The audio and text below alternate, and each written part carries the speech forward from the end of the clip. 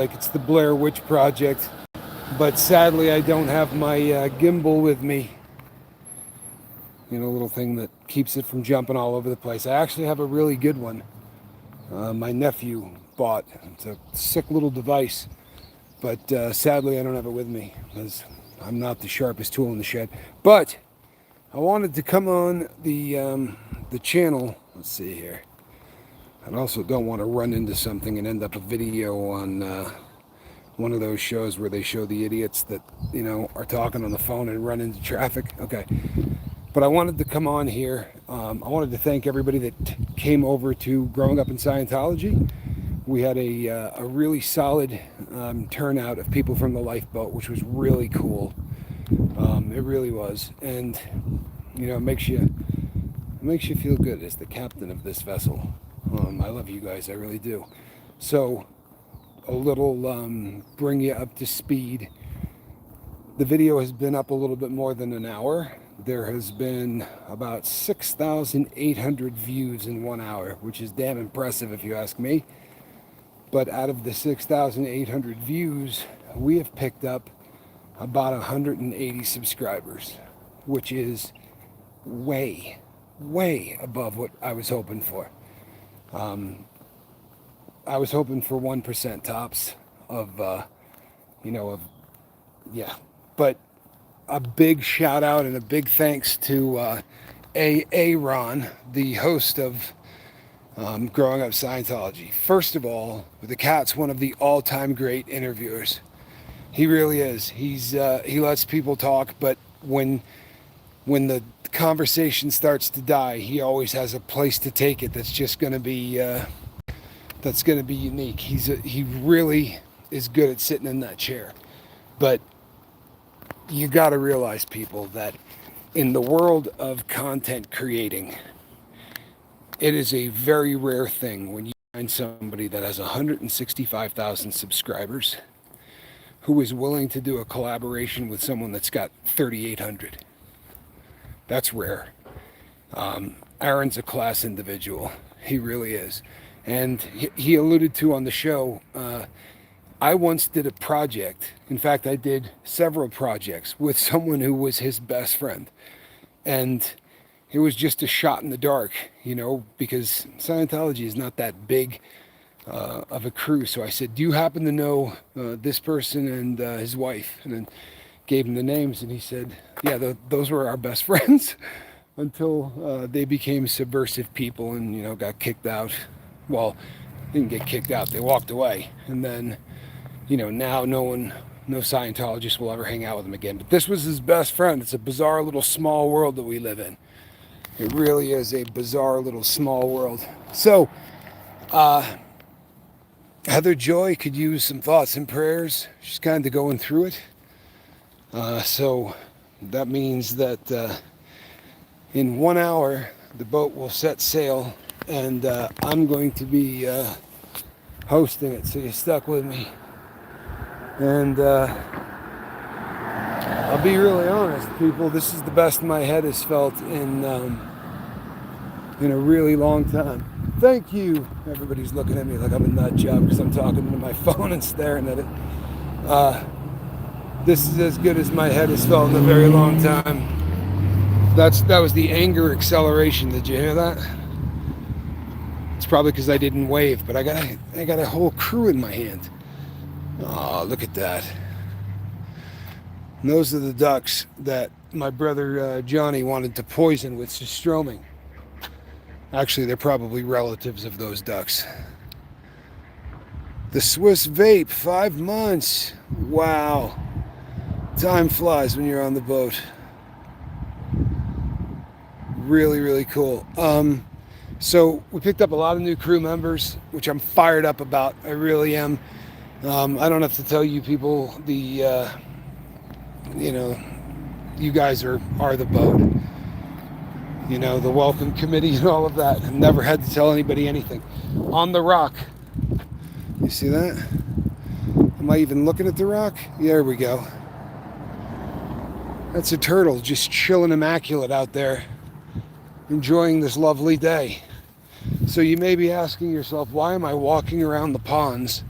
Well, now that my home is listed officially on the MLS, somebody tours it about once every 40 minutes. I'm not exaggerating. I think there's 4 or 5 of them today. So, which is nice because the house will sell, but it's kind of a pain in the keister. And we've got somebody coming through at 5 o'clock, which happened last night, right? It's a logical time of the day for people who have jobs to try to check out a house. But sadly, I'm sure that they're all torqued at me because I'm like, well, that's when I do my, my show. And they said, well, if you could maybe do it a little bit later. I'm like, no, that's when I do my show. So I'm not leaving the house. I'll just shut that room. They're not happy with me. Kind of like the people that I just walked in front of at the, I was in a crosswalk. Angry people.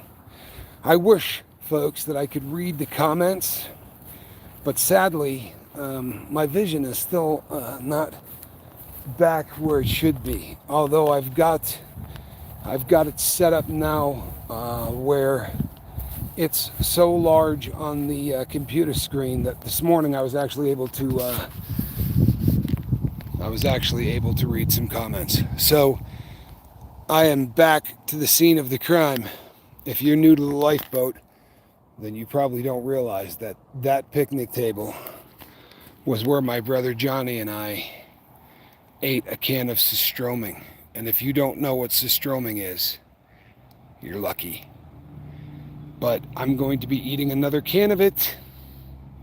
I would say probably in the next 2 weeks. I'm putting the order in for it today. I'd really like to shoehorn Spanx Calhoun into doing it too, just because I would like to see him suffer. Yeah, I think it would be awesome to get Calhoun on it. But we will be vomiting, you have my word. Robin E! Let's see. I'm going through withdrawals from benzodiazepines, Xanax. Oh, hold on. In particular, I know this can kill you. I'm trying to do it easily. It's not happening. This thing is not letting me. Okay, so here's the deal. I'm not a doctor, and that is one of those substances that you need to talk to a doctor about. If you try to go cold turkey on benzos, you will have seizures, and it's a very, very dangerous detox. What they would do if you speak to a medical professional, they're going to take you down over a very extended period of time, depending on how many milligrams of Xanax you're taking. Hey, I love you too, Jackson. Depending on how many milligrams of Xanax you're taking, they would start to taper you down on Xanax, and then they would move to a different benzo, something that's maybe not quite as strong, like a smaller dose of Ativan, or any of the other ones that are just don't really have the same punch that alprazolam has. If you're doing like bars and you're doing large amounts of that, it's going to be a very difficult thing for you to get off of.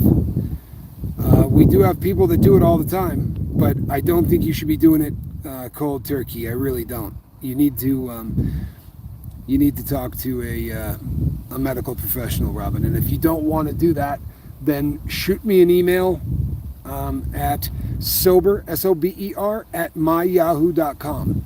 Sober at myyahoo.com.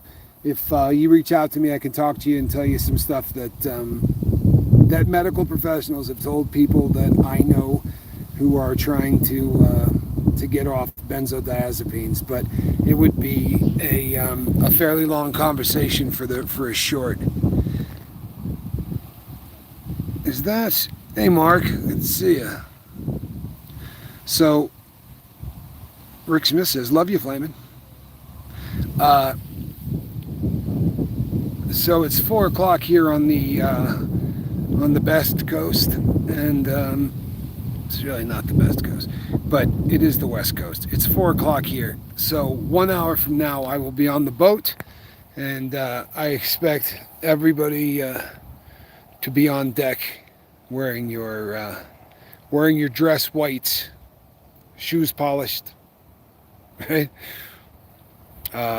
And hopefully, I'm probably going to try to do this one again without glasses.